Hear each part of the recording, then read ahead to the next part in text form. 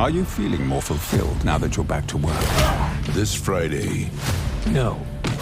I need a vacation. see the movie that critics are saying is an awesome, Look at that. crowd-pleasing, fist-pumping, all-out brawl of a film. You're right about that. They're coming after our family. Go fix this. Oh, my. Nobody 2, rated R. Only in theaters Friday. This episode is brought to you by LifeLock. Between two-factor authentication, strong passwords, and a VPN, you try to be in control of how your info is protected. But many other places also have it, and they might not be as careful. That's why LifeLock monitors hundreds of millions of data points a second for threats. If your identity is stolen, they'll fix it, guaranteed, or your money back. Save up to 40% your first year. Visit lifelock.com/podcast for 40% off. Terms apply. This is Optimal Finance Daily, the 5 biggest millionaire regrets, part 2, by ESI of esimoney.com. Number 3, missing out on real estate investing. Since we've covered earn and save so far, why not round out the group and talk about investing regrets? Does anyone else find it interesting that the top 3 areas where millionaires have the most regrets are the 3 basic tenets of this site? Maybe it's just me. Anyway, here are a couple top investing regrets. Millionaire number 44. Quote, post-undergrad, I wish I had taken a harder look at real estate investing as an income source earlier in my career. I always thought I didn't want the hassle, but when I looked at it in terms of financial independence, I realized I would gladly trade a couple hours a month for the cash flow stability over time, as well as the ability to leave my full-time career if I so choose. Post-MBA, I regret not getting into the housing market in San Francisco. I could have purchased something to live in back in 2010 when I moved here. Really, it just means I missed out on a great leveraged bet over the past 8 years. In general, I've always shied away from debt that would dramatically eat into my ability to save in the near term, even when doing a deal might be the long-term way to maximize my net worth, end quote. And millionaire number 45, quote, if I had the time or interest, I would have pursued the acquisition of real estate. I would only recommend that to those of you with the time and interest to learn everything you can about it, due to the obvious risks involved. I do recognize it, however, as an excellent method for wealth accumulation, end quote. Ah yes, I follow the pack and have some regrets here as well. Namely, I wish I started investing in real estate earlier. If I had tried the 1 house per year for 20 years method, I think I could have done quite well. Even when I did start investing in real estate, I held on to my desired return too tightly and thus missed out on a ton of great properties. Today, those units would be churning off cash like crazy. And before I knew all of this, I missed out on house hacking. If nothing else, this would have saved me a boatload of money early in my life, which then could have been saved and invested for a long, long time. Anyone else have any real estate investing regrets? Number 4, not getting an early financial education. We now enter into 2 more general topics. In this one, millionaires regret not knowing more about managing personal finances earlier in their lives. This might be a surprise to some. After all, if millionaires didn't understand managing money early in life, who would? I'll let them share their regrets in their own words.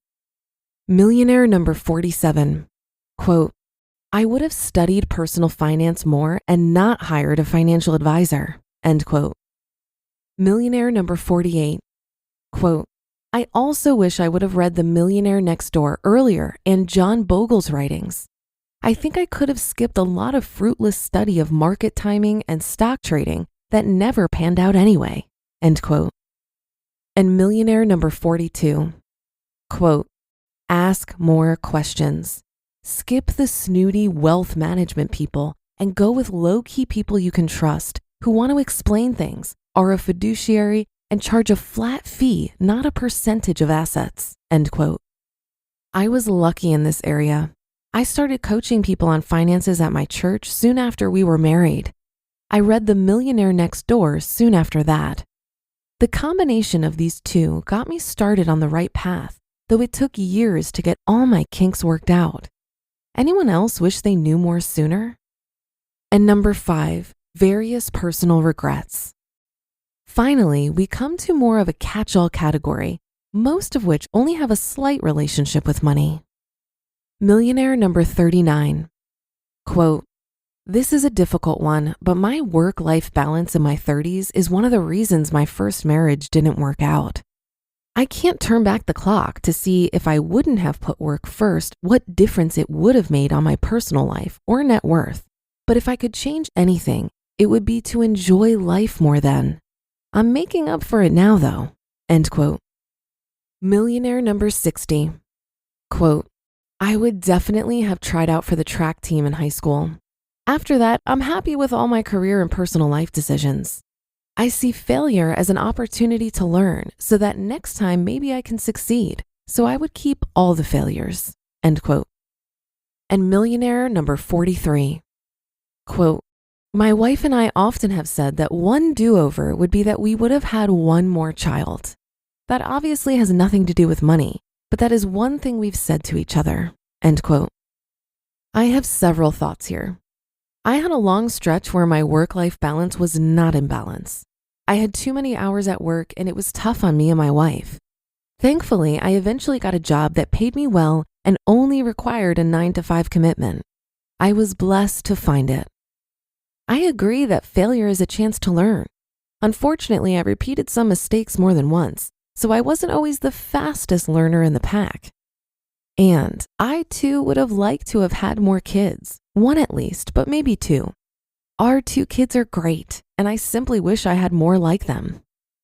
At some time, I'll probably do a My Biggest Life Regrets post, or perhaps include them in a retirement update. So for now, I'll leave it at this.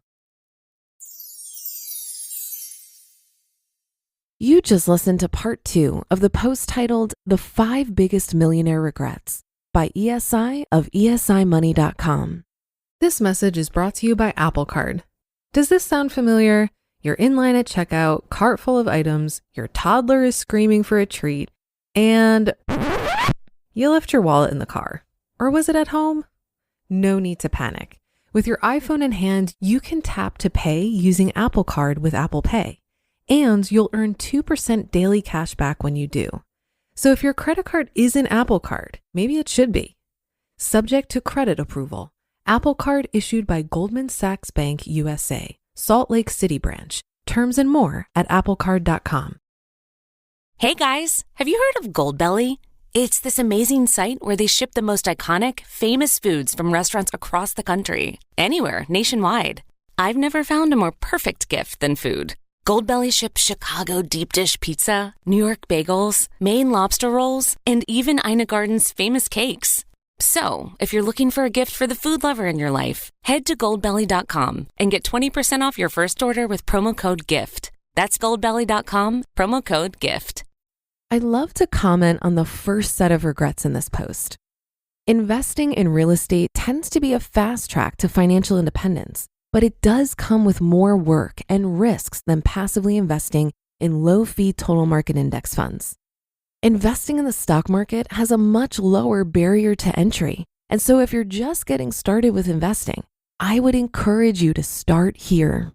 Contribute to your tax-advantaged retirement vehicles and get comfortable with investing consistently and paying yourself first.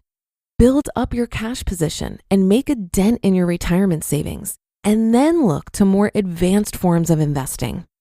Again, this is my personal opinion. Many people don't do it this way, but I consider real estate investing as a more advanced type of investment. I know quite a bit about money management and investing, and I consider real estate investing beyond the scope of my comfort level right now. As I get more comfortable with different ways to invest, I may reconsider. But right now, my investing strategy consists of passively investing in the stock market and actively investing in my own business.